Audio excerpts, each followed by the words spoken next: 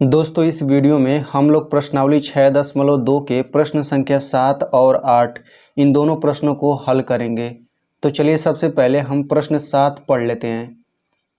तो इसमें कहा जा रहा है प्रमेय 6.1 का प्रयोग करते हुए सिद्ध कीजिए कि एक त्रिभुज की एक भुजा के मध्य बिंदु से होकर दूसरी भुजा के समांतर खींची गई रेखा तीसरी भुजा को समद्विभाजित करती है। ठीक है, तो चलिए सबसे पहले हम यहाँ पे चित्र बना लेते हैं। तो हम लोग यहाँ पे एक त्रिभुज बना लेते हैं कुछ इस तरीके से। इस त्रिभुज को हम लोग नाम दे देते हैं ए बी सी। अब इसके अंदर कहा जा रहा है प्रश्न में कि एक त्रिभुज की एक भुजा के मध्य बिंदु से होकर, यानी कि इस त्रिभुज का हम लोग एक भुजा इसको ए भी मान लेते हैं और इसका मध्य बिंदु कहा गया है ना, तो हम लोग यहाँ पे मान लेते हैं मध्य बिंदु, इसको हम लोग मान लेते हैं डी। मध्य बिंदु जब यहाँ पे ये डी है तो हम लिख सकते हैं ए डी बराबर डी भी लिख सकते हैं।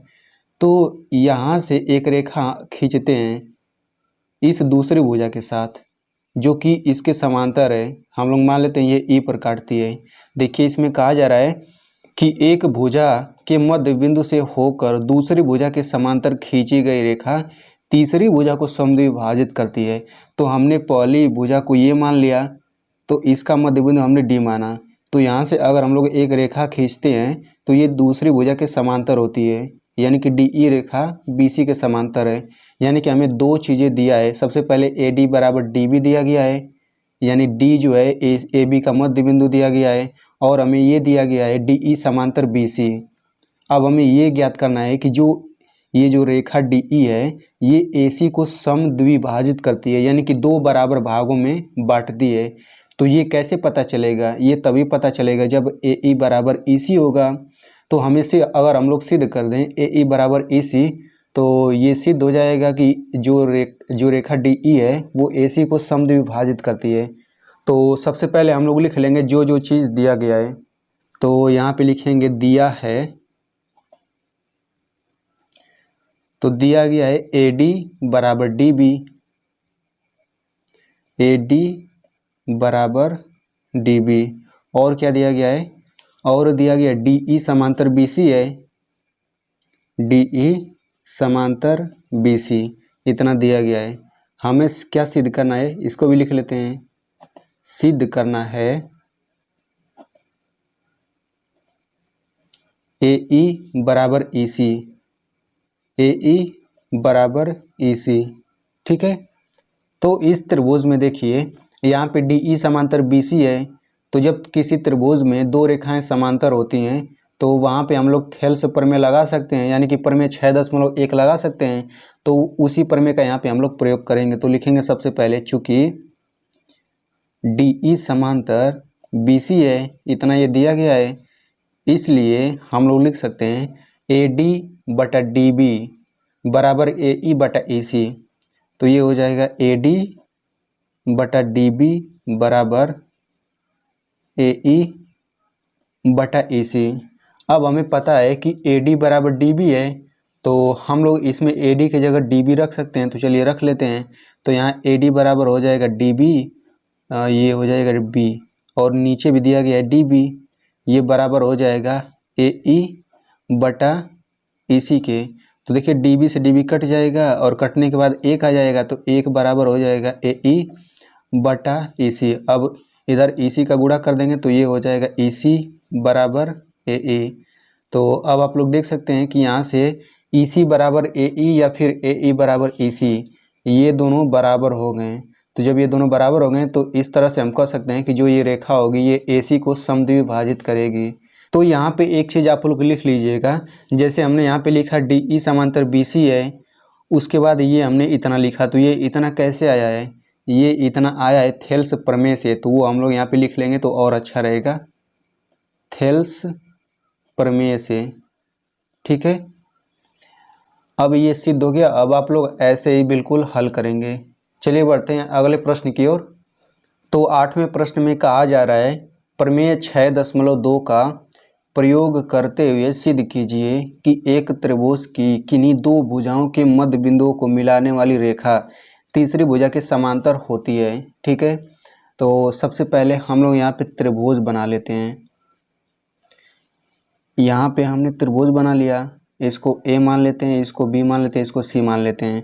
अब यहाँ पे इसमें देखिए हमें क्या क्या दिया गया है। तो यहाँ पे दिया गया है कि एक त्रिभुज की किन्हीं दो भुजाओं के मध्य बिंदुओं को मिलाने वाली रेखा, यानी कि हम लोग दो भुजाओं को ए बी और ए सी मान लेते हैं और इन दोनों का मध्य बिंदु हम लोग मान लेते हैं डी और ए सी का मध्य बिंदु हम लोग मान लेते हैं ई।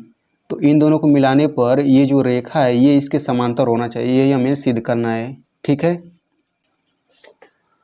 तो चलिए सबसे पहले हम लिख लेते हैं क्या क्या दिया है हमारे पास।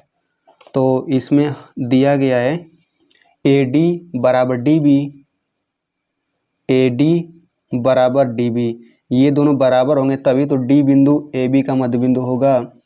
और हमारे पास क्या दिया गया है, और दिया गया है ए ई बराबर ई सी, ए ई बराबर ई सी, हमें इतना भी दिया गया है। और हमें सिद्ध क्या करना है, लिख लेते हैं, सिद्ध करना है।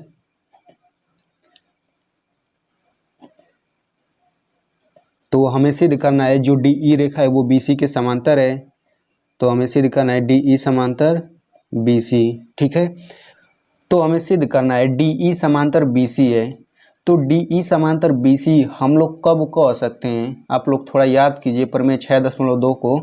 तो अगर हम लोग ए डी बटा डी बी का मान निकालें और इसका मान अगर बराबर हो जाए ए ई बटा ई सी के, तो हम लोग कह सकते हैं कि डी ई समांतर बी सी है, क्योंकि प्रमेय 6.2 बिल्कुल यही कहता है। ठीक है, तो सबसे पहले हम अनुपात निकालते हैं, लिखेंगे चूँकि ए डी बटा डी बी का मान निकालते हैं सबसे पहले। तो ए डी बटा डी बी ये बराबर किसके होगा। अब देखिए ए डी का मान हम यहाँ पे डी बी रख सकते हैं, क्योंकि ये दोनों बराबर हैं। तो ऊपर हो जाएगा डी बी बटा नीचे हो जाएगा डी बी, तो ये कट के कितना आ जाएगा, 1 आ जाएगा। लिखेंगे और ए ई बटा ई सी का मान निकाल लेते हैं। तो ये हो जाएगा ए ई बटा ई सी, ये किसके बराबर होगा, देखिए ए ई बराबर ई सी है, तो हम लोग इसके जगह ई सी लिख सकते हैं। तो ये हो जाएगा ई सी बटा ई सी, ये भी हल करने पर 1 आएगा। अब यहाँ पे आप लोग देख सकते हैं कि ए डी बटा डी बी इसका मान 1 आ रहा है और ए ई बटा ए सी इसका भी मान 1 आ रहा है, यानी कि हम कह सकते हैं इन दोनों का मान बराबर होगा। इसको समीकरण 1 मान लेते हैं, इसको समीकरण 2 मान लेते हैं। तो लिखेंगे समीकरण 1 व 2 से, समीकरण 1 व 2 से जब दोनों अनुपात 1 के बराबर है तो हम लोग इसको भी तो बराबर कर सकते हैं।